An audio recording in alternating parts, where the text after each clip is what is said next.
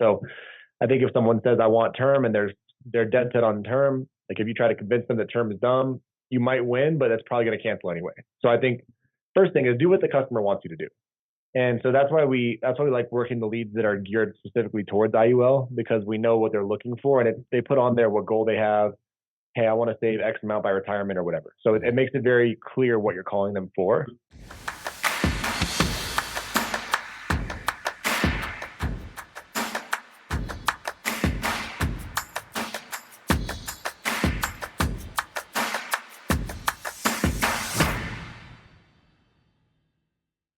Well, let's get into the IUL.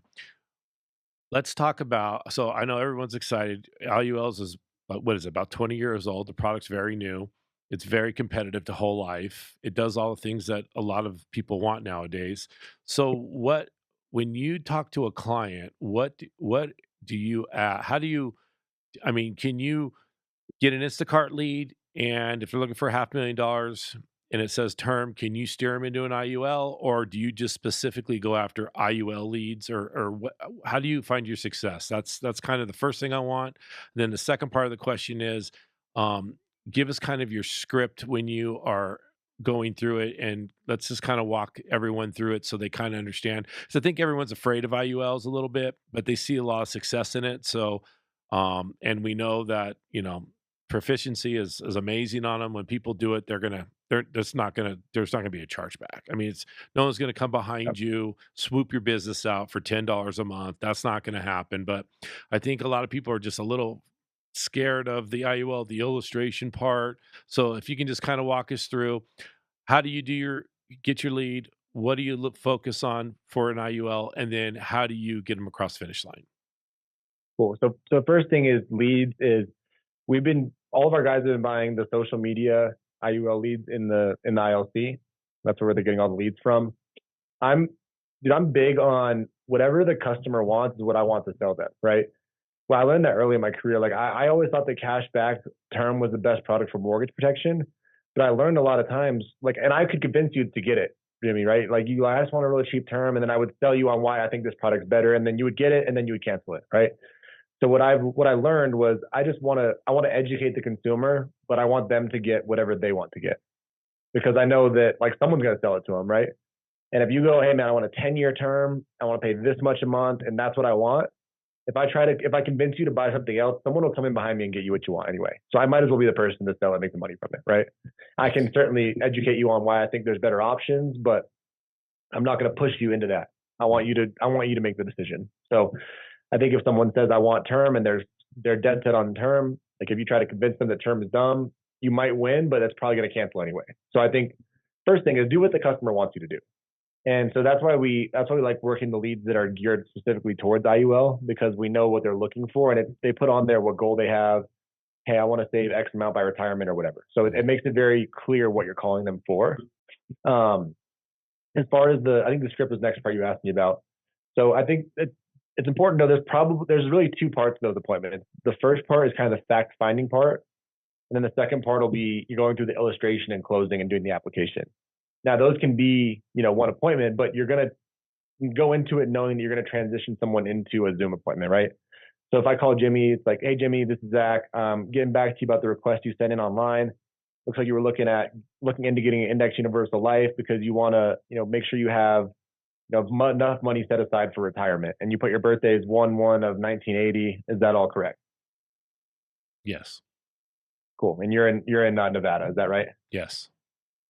Perfect, man. So, hey, I just wanted to explain to you my job. Again, my name is Zach.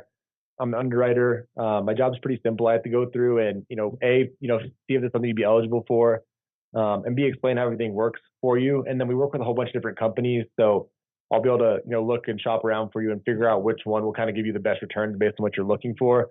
But when you said, you wanted to have a certain amount of money set aside for retirement, do you have anything set aside for retirement right now? And if not, what was your goal to get to by the time you retire? Yeah, so I have a little bit set aside, about $20,000, and I would really just like to have something to leave to my children. Something for your children. Got Yeah. it. And did you also want something? So that's probably the life insurance component of this. You also wanted to have something to help you live when you retire, or was it mostly just the life insurance you were worried about? A little both. I think I would like a little bit of A little both. both. Cool. Do you have any idea, Jimmy, when you retire, like how much, let's say you retire at 65, it's about average. How much do you think you're going to need a month to live on? Probably gonna need with inflation, probably 10 grand. 10 grand. Okay. So you're going to need like $120,000 per year, something like that. So we're probably going to need to make sure you have between all your retirement, over about $1.2 million, something like that, set aside for your retirement. Does that sound about right? Yeah. Cool. And you said you have 20,000. Are you doing anything else to save for it? Or is this kind of, you're like, I need to start now, which is why I'm looking into an IUL? I need to start now, and I'm willing to put in about $700 a month. And if can we roll that 20,000 in there as well, or do like a little lump sum and do monthly, or how does that work? Yeah, we can certainly talk about that. I think 700 a month is a great budget. We have people that, we can really customize it based on exactly what you're looking to do. I wanted to, before we go any further, Jimmy, a lot of people, have seen a bunch of videos online, have done some research on it. Do you know a lot about IULs, or are you just kind of learning about them? Like, I guess, do you want me to clarify anything for you? You have any questions on them? Yeah. So what I know is like it's got a death benefit, something I want. If I obviously if I don't wake up, I want my family taken care of, and then I want to be able to have a safe haven for my money, so tax Okay. free. And I want a place where if I have extra money, then I can put it in there. And then how does that work? Cool. Yeah, I think a lot of the gurus, as they like to call themselves online, like to make it sound super complicated so they sound smart. The product's actually super simple. And really what it is it's a way that you can grow your money, like you said, tax free and not lose any money. So the money's not directly invested in the market, it's an index. And the way that works is the market goes up, you participate in the gains. If the market goes down, you don't lose any money. And that's just because it's not directly invested. I'll show you what that looks like when we look at an illustration later. Um, and the reason that you're able to take the money out tax free is because it's when you take the money out, it's as a loan from an insurance company. So really, it's a way that the insurance company's built kind of a loophole to where the IRS cannot tax you on it. And we do all the illustrations and build all this stuff out so that you don't have to worry about it. But just know that when you take the money out, you won't be taxed on it. You don't have to report to the IRS because it's a loan from an insurance company. Now, the way it works is when you take the loan out, if you don't pay it back, if you die, the death benefit just pays off the outstanding loan amount, and the rest of it goes to your kids, whoever the beneficiary would be. Now, say you take a loan out. Let's say we get to your $1 million and you take $500,000 out. You still are gaining interest on the full $1 million you have in there. So it's nice. A lot of people really like this because it's a way to use your money twice. You can borrow the money and use it for living on or to buy a rental property or whatever. But the principal you have in there still keeps growing, which is why a lot of people like it. And it's really as simple as that. So there'll be, what'll happen is you're paying some money in. We'll set it up to where as much as possible that money is going towards the cash value part, as little as possible is going towards the life insurance, and that's just for us to stay within the IRS codes. That money will grow. Again, whatever amount, if you die, then all of it will go to your beneficiary. All the death benefit will if you didn't borrow any money out. If you did borrow some out, say your death benefits for $2 million, you borrowed $500,000 out, 500,000 gets paid off, 1.5 goes to your beneficiary. And that's really all there is to it. Does that make sense? Yeah. Wow, that's amazing. Cool. Now, a lot of people ask me, Jimmy, like, why doesn't everyone do this? And it is because you have to be in good health to be able to qualify for one. So, like, health is like your credit in this scenario. So, do last 10 years, any major medical concerns, heart attacks, strokes, cancers? Are you diabetic? DUIs, felonies, anything crazy like that? I know you live in Vegas. You steal any cop cars and, go to Mike Tyson's house or anything crazy like that in The Hangover? Nope. Nope, no, I'm clean bill of health, thank goodness, and got great credit and don't really have any issues. Just looking to see if I can build a little bit of legacy for my family. And I was looking at the life insurance, and term really doesn't make sense at my age. I think I'll outlive it. And whole life is really expensive, and I don't really see the gains in it. I mean, it is Yeah, guaranteed, but it's at 5%.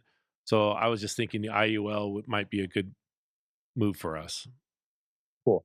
Well, Jimmy, what I'll do, and like I mentioned earlier, I work with a whole bunch of different carriers. So what I'm going to do is I'm going to text you a Zoom link. Have you used Zoom before? I have. Okay, so I'm going to text you a link to a Zoom call that I want you to hop on. What I'm going to do, and I'll send it to you right now so you can jump right on there. I'm going to look across all of our carriers and figure out which one would be the best fit for you.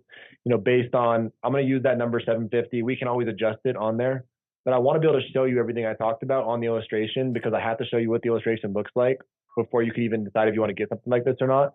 So I'm going to send you the Zoom link. Go ahead and hop on there. I'm going to go through the illustration with you and show you exactly what I'm what I'm telling you, so that I'm not making stuff up. So I'm telling you what the contract actually looks like. Does that sound good? Yeah, sounds great.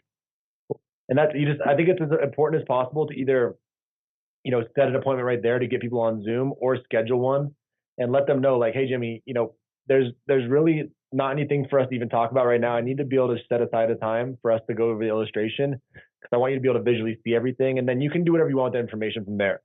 I know you said you're driving to work right now. What time will you be home where you can be, in front of your computer or your phone, where I can get your undivided attention for 15 minutes, where I can show you how this illustration works? And, I need to make sure you're going to be there because I have to spend some time building it out. I make it sound like a big thing. I have to spend some time building it out, looking through different companies and seeing which one will give me the best return for you. So I need to make sure you're definitely going to be there. What time will work for you best?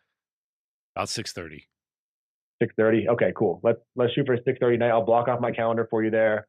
you know, I need you to make sure you're going to be there. I'll shoot you over the Zoom link right now. I'll text you before and remind you. Do you need your wife to be on there with you too, or are you good making all these financial decisions on your own? Oh, no, she'll be here.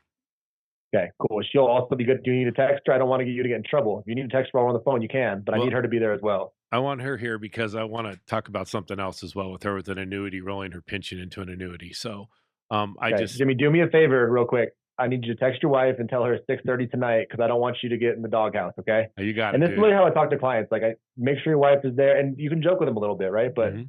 make sure your wife's there so we can, she'll be there. She's not going to yell at you or get mad at you for setting something up that she didn't know about. Okay, buddy. You got it. Cool. All right, man. See you at 6:30. I assume the wife is good with 6:30, so I'll talk to you guys both then. And have a good day at work, man. Perfect. So, what is your best tactic for, getting across the finish line? Do you think once they Yeah. see So it, that's it? It's a once done they see deal? yeah, exactly. So once they see it, they're like, okay, this makes a lot of sense. I really like it. Um, Sometimes if they're bigger cases, you may have a two-step close where they're like, I need some time to really, think about that. And it's a little different than life insurance because these are people who are, working typically higher income, so they'll usually get back to you, right? But typically you'll be able to close it on the first try. What I would say is go to our boot camp and look at it. It's if you go to familyfirstlifeschool.com, it's on there. Go through the boot camp.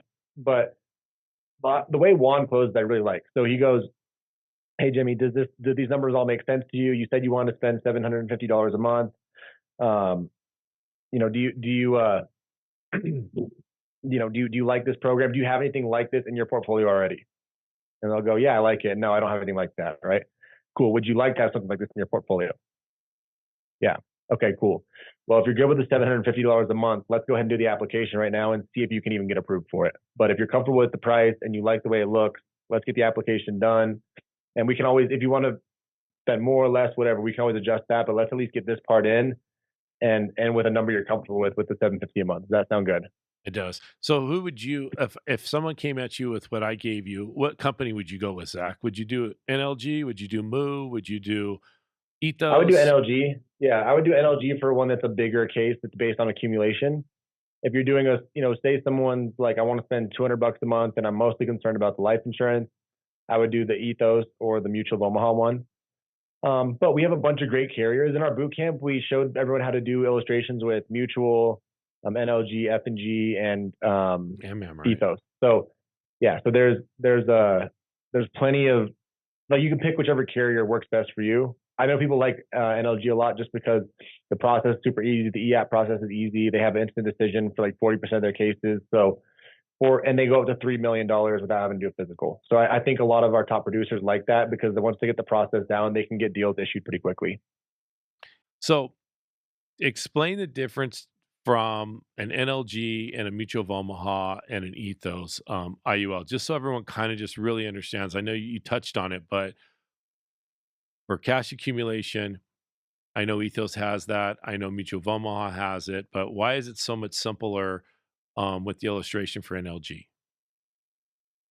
Yeah, I think, Jimmy, the best thing I could say is, like, I hate to keep harping on this. Have everyone go to the boot camp and watch it because they can see the illustration being built, but it's just a super seamless process from illustration being built to the EAP, and it's automatically attached to the EAP, so you're not Correct. running around trying to get signatures and stuff like that. Hmm. But yeah, I think, like, we spent, it's probably 2.5 hours of training that are on the boot camp. If everyone goes through that, they'll go, oh, IULs are super simple. Like, I know how to sell these now. So I think the nice thing about what we do is we offer so many different things. Is it's hard to know, you know, what agents will gravitate towards and what they'll like. But I think adding this as another option just gives agents one more thing to that they may like fall in love with and excel at. Does that make sense? Yeah.